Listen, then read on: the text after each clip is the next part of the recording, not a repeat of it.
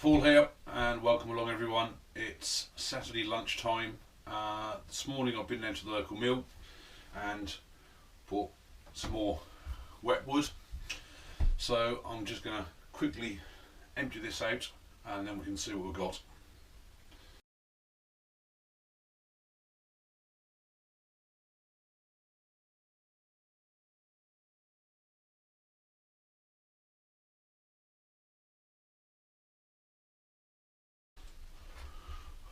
Right, as these are also wet, I plan to rough turn them as quickly as possible.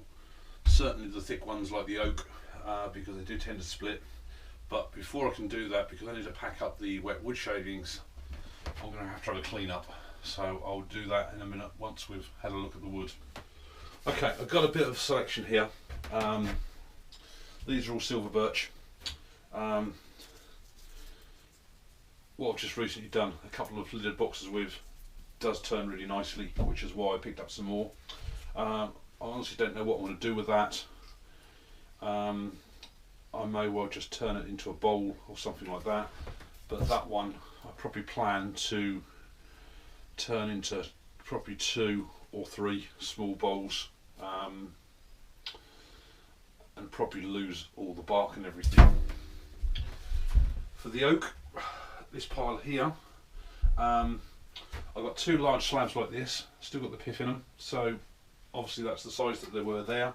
So I'm going to probably square that off, get a bowl blanket out of there, like I say, wet turn that and pack it away. Same with the other one. Got some spindles here as well, oak. Again, honestly don't know what to do with those. I probably will wet turn them fairly early on, just to see what I can make out of them. Now the 3 I haven't got a clue about, that I honestly don't know. But it almost looks like it's got a piece of spalting in there. Now I picked up a piece like this recently. Rough turned this, which was like this to start with, and when I cut into it, I then obviously noticed that a light spalting of beech. So that could be the same.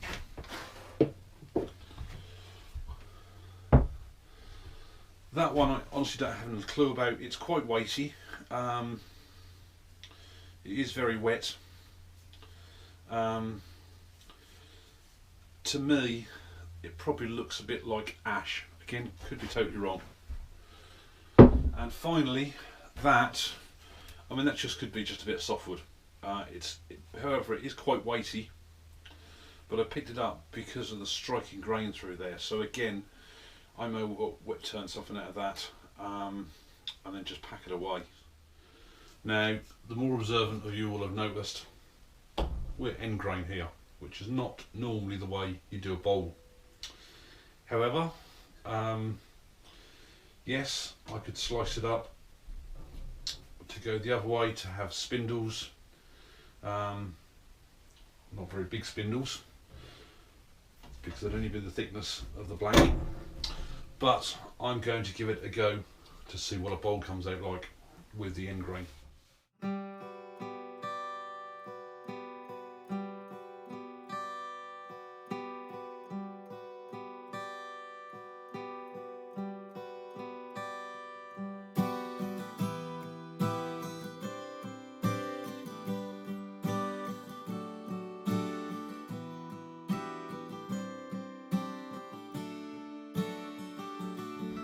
Right, it's the 2 oak ones done. This piece of Silver Birch, like I say, the bark has just had it, so there's no chance really of a live edge on there. I suspect it's where it's been gripped when it's been pulled through the machinery. I've got a width here inside the bark of about 120mm, 115, 120mm. The whole piece is about 300mm long, so I'm really only going to get 2 bowls out of there. This end has got a sign of the odd little bit of crack. That end seems fine, so.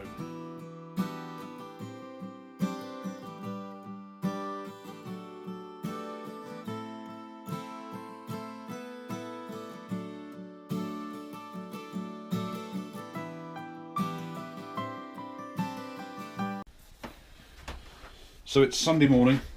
Had to take my daughter horse riding yesterday afternoon and into Carlisle to do some shopping. So I've come back out this morning and to carry on with this.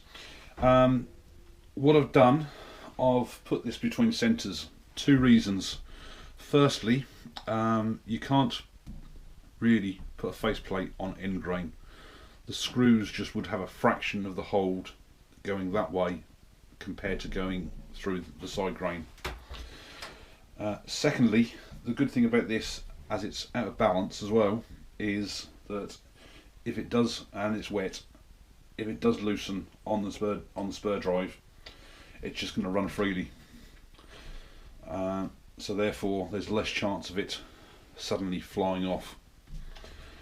And I haven't got my lathe bolted down to the floor, which you'll see when I start this up, even at its lower speed of about 500 RPM, that there is a bit of a wobble there. And I'm actually quite happy not having the lathe bolted to the floor, purely and simply because it gives you that warning of where the limit is for with the thing being out of balance. So I've a freshly sharpened bowl gouge, and I'm going to get this more down to round now, and hopefully get it balanced out.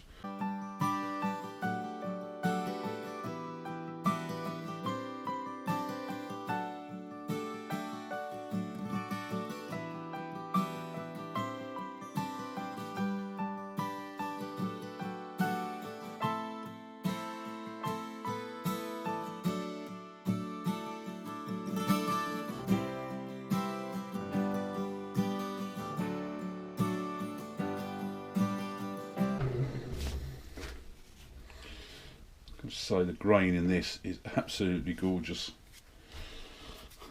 And the other thing, for some reason, I don't know whether it's because it's sort of wet, dirty oak I get, your hands come out absolutely black from what comes off here.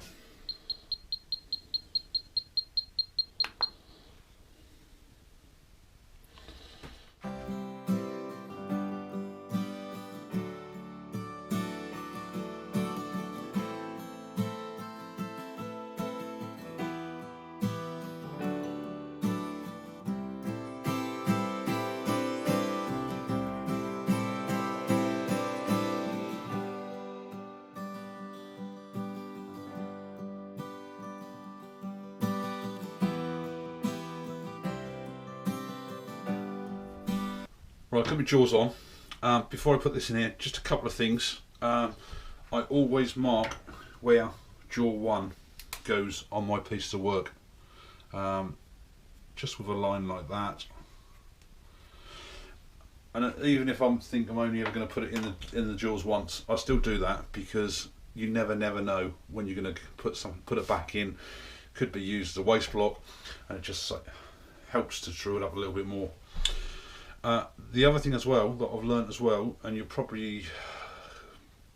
I might have shown it a bit on my last, when I've finished off one of these before on my last video, that centre point is actually quite handy to have, because when I put this back, when I finally do finish this off, I'm going to have to wedge this against something inside the chuck with the live centre in the centre to try and true up the tenon.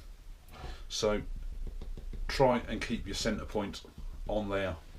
It's always worthwhile keeping. So got this marked jaw 1, line it up with jaw 1 and tighten down.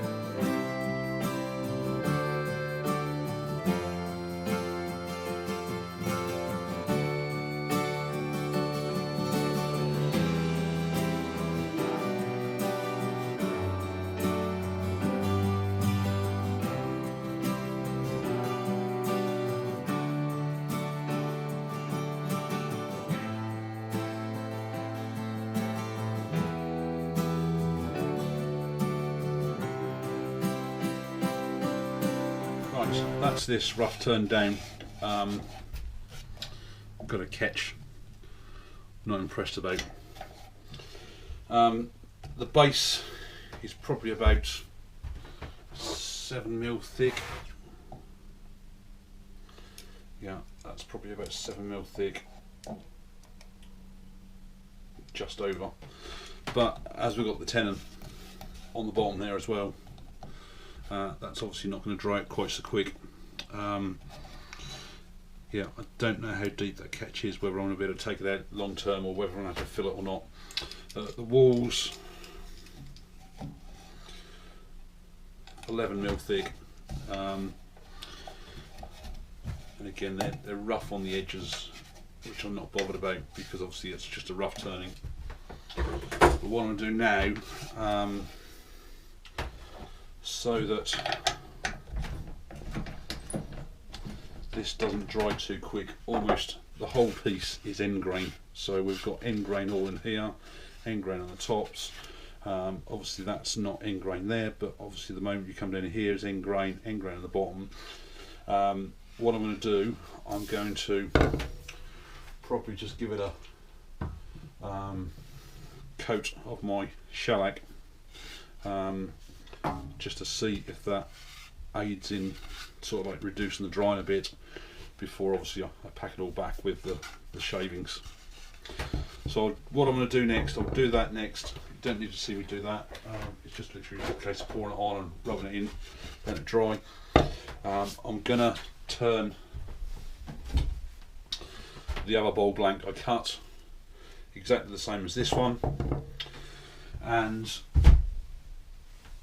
when I've got that finished up I will come back and turn these pieces of silver birch I've got. Right, so I've turned both of the blanks now, both extremely wet. This one is slightly thinner, probably about 7-8mm, and I've just literally given it a coat of shellac. That one has, the shellac has literally dried. So I think that's going to just help it. Let's see where I've got a bad catch there.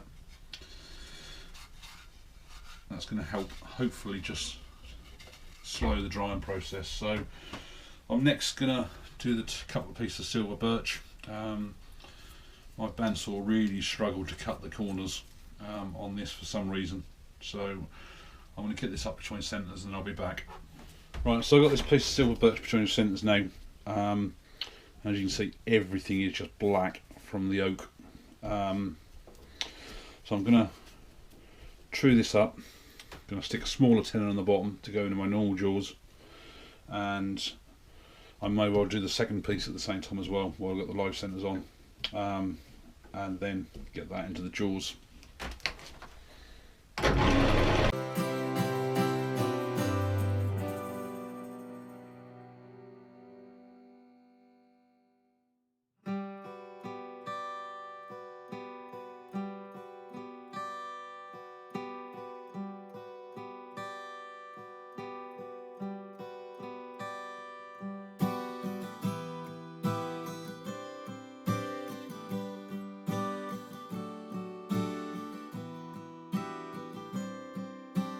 Now have two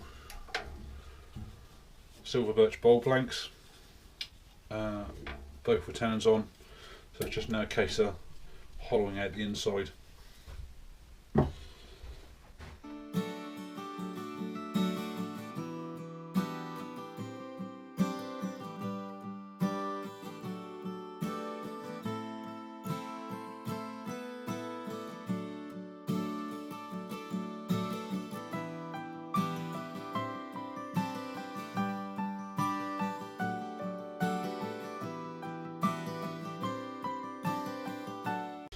Right, so that is one rough turned silver birch bowl.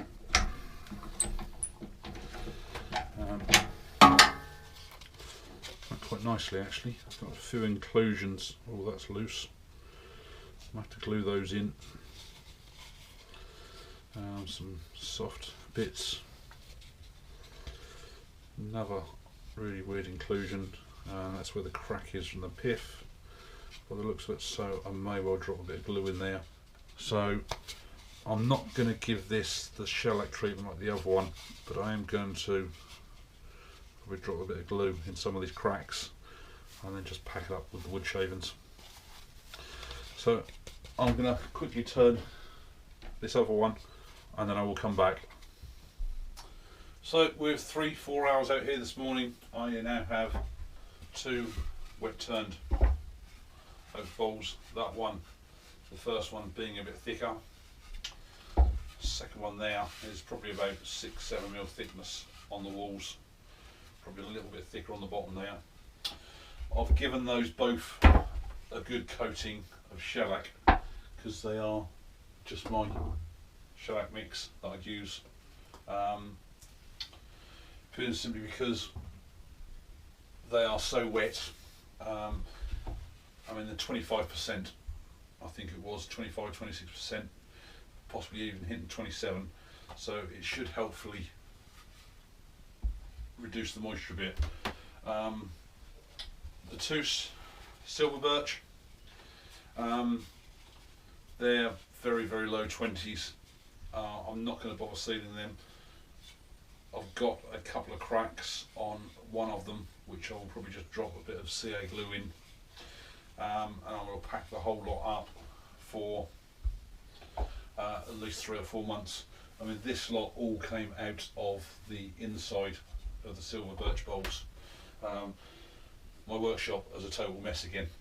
Everything is gone black from the oak.